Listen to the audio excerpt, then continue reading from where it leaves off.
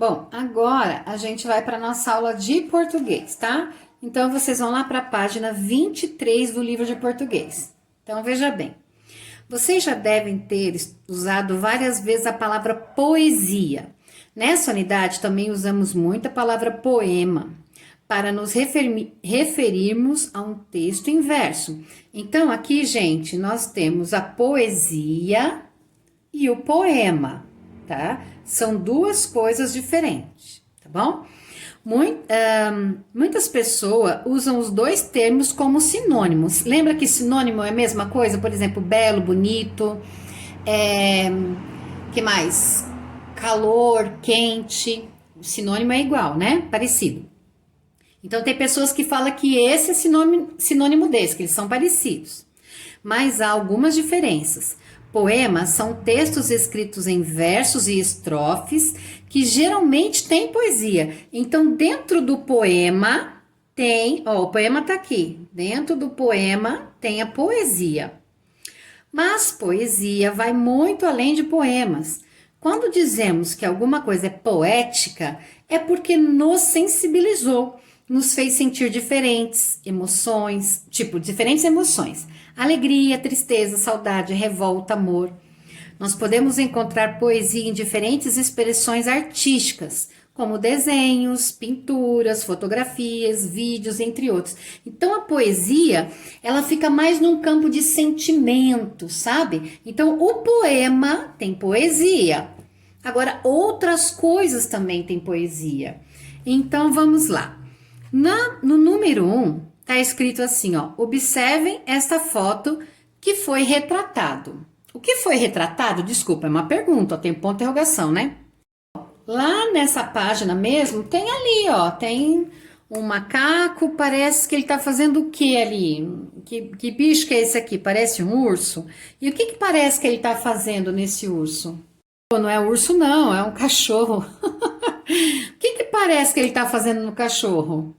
Vem a pergunta embaixo. É possível falar que essa foto é uma imagem poética, isso é, que ela tem poesia? É possível falar que nessa foto tem poesia? De repente tem. Eu posso ali, às vezes o macaco tá tirando o piolho do cachorro, né? Mas quando eu vejo aquilo ali, não parece uma expressão de carinho, não parece que tem um macaco gosta do cachorro, por exemplo? Aquela foto pode ser poética. Continuando agora na página 24, ó. Outras linguagens, pintura e poema. Vejam como a artista Stella Bonini se inspirou em uma pintura para escrever um haikai. Ó, aqui tá uma pintura. E aqui, haikai para Van Gogh. Tarde de verão, o sol artista nato coloriu o chão. Olha isso daqui. Bom, essa combinação de linguagens, pintura e poema, o que será que isso quer dizer? Não é, olha só, não é diferente? Tarde de verão, o sol artista nato coloriu o chão. Então, é como se estivesse batendo aqui o sol como se fosse não sei se é uma plantação, alguma coisa assim, mas ficou poético. O quadro junto com aquele texto, tá vendo? Usos e reflexão. Agora sim, gente, eu acho que vocês ouvem direto. Então, assim, ó, só para encerrar, isso daqui é uma linguagem, é uma pintura e poema. Então, juntou o poema, que é esse daqui, com uma pintura e ficou uma coisa só. Ficou poético isso, né? Então, legal. A gente vai falar mais sobre poema, viu? Não vai acabar por aqui, não. Mas no livro, eles vão dar uma pausinha para falar o quê? O sentido das palavras. Sabe quando você quer falar uma coisa e fala outra? Então, tem o sentido real e o sentido figurado. Já ouviu quando a pessoa fala assim, isso é literalmente. É isso mesmo que eu queria dizer, literalmente. Por exemplo, o colarinho do palhaço é folgado. eu posso falar isso, esse folgado parece quando uma pessoa é muito folgada que não quer fazer as coisas, né? Mas se eu falar literalmente folgado, eu quero dizer, tá folgado de verdade, tá largo o colarinho dele. Olha só. Vamos ler juntos aqui, ó. Releia alguns versos do poema Voo. Lembra do poema Voo? Que vocês leram e me mandaram, inclusive, uma gravação lá no WhatsApp? Olha os trechos do poema, ó. Antes que o mar se assanhe, antes que a noite chega, enrolada no seu véu, antes que os grilos cantem, formando um grande coral. Então, aqui a gente tem um trecho do poema. Agora, tá vendo onde está escrito se assanhe, enrolada no seu véu, e essa parte preta aqui, ó, cantem formando um grande coral? Olha só, vamos reescrever isso, porque, ó, você já viu um mar se assanhar? O que é assanhamento? O que é assanhar? Ficar agitado, né? Então, olha se eu fosse escrever com o sentido real da palavra, ó. Antes que o mar fique agitado, antes que a noite chegue com a escuridão, antes que os grilhos criquilem, criquilar é quando eles cantam, juntos. Não ficou meio sem gracinha? Ó, antes que o mar se assanhe, antes que a noite chegue, enrolada no seu véu, antes que os grilos cantem, formando um grande coral. Olha que coisa mais poética. E olha como a coisa ficou... ficou normal. Ficou diferente, assim, ficou correto. Porque o mar fica agitado. A noite chega com a escuridão, mas não enrolada no seu véu. Olha que lindo isso. Enrolada no seu véu, olha. Pai, a mãe chegou hoje, a noite estava enrolada no seu véu. A noite estava escura. É mais bonito falar enrolada no véu, né? Antes que eles juntem, olha, os grilos cantando junto, eles formam um lindo coral. Mas você já viu um coral de grilo? E o regente assim, ó. Atenção, grilos, atenção. Não existe, né? Então, isso aqui é um sentido figurado. É uma coisa que se fala de um jeito querendo dizer outra. E aqui é o sentido real, literário. Então, vamos para outra página. Gente, a minha dica é o seguinte: pega o seu livro e vai acompanhando o meu vídeo junto com você. Faz junto comigo para você ir tirando a dúvida na hora, tá bom? Porque são palavras às vezes um pouquinho mais difíceis, que vocês não conhecem, esse negócio de sentido real e figurado. Então aproveita, volta o vídeo se precisar e vamos fazer junto, tá bom? Este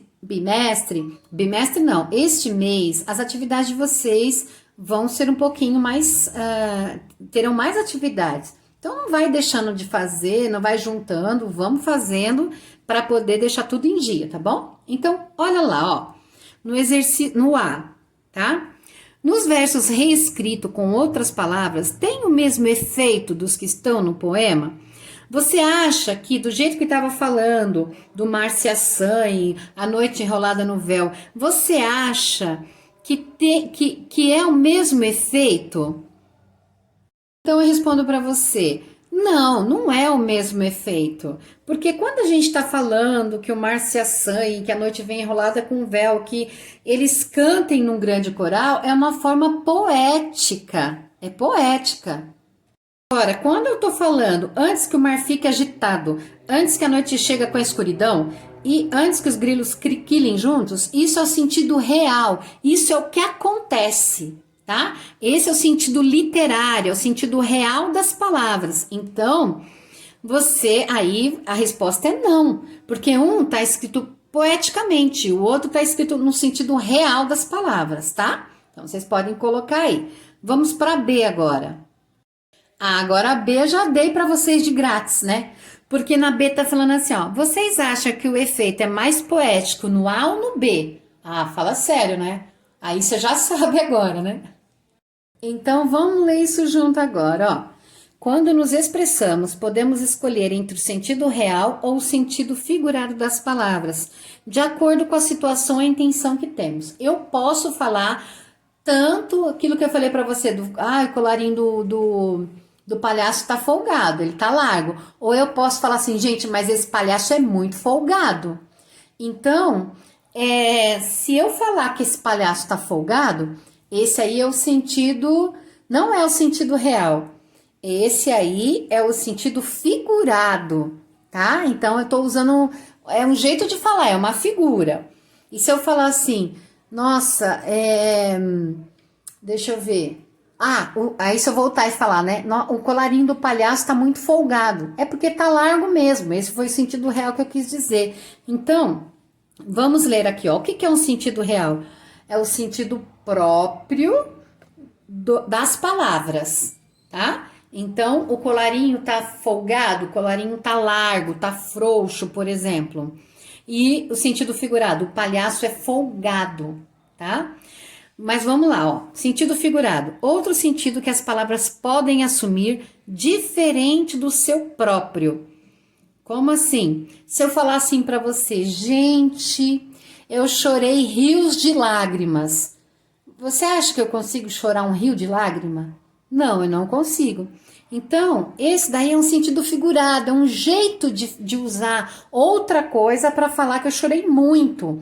Eu estou usando rios de lágrima, nossa, eu quero dizer que eu chorei demais. Exemplo, ou o Leonardo, meu filho.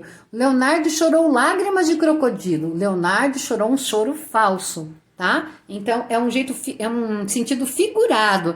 Eu pego alguma coisa lá que existe e quero fazer uma demonstração, dar um exemplo. Aí você vai ler esses versos, tá? Você vai lendo devagarinho e você vai respondendo. Explique como você entende as ideias a seguir. O que é um sonhos de aurora? Sonhos cor de aurora. Tenta entender o que é isso. Depois disso, aí vem a resposta. Sonhos de luar. O que será que é um sonho? Opa, sumiu lá, né, gente? Aqui, ó. Sonhos de luar. E aí você vai tentando achar um sentido para essas palavras. Aqui, quando eu falei, ó, leia essas frases com atenção ao emprego dessa palavra. Lá em cima estava a palavra rio. Então, por exemplo, ó, Carlos ganhou rios de dinheiro em seus negócios. Rios de dinheiro. Você já viu rios de dinheiro? Eu não vi. Se eu visse, eu corri e pulava, né? Mas eu não vi.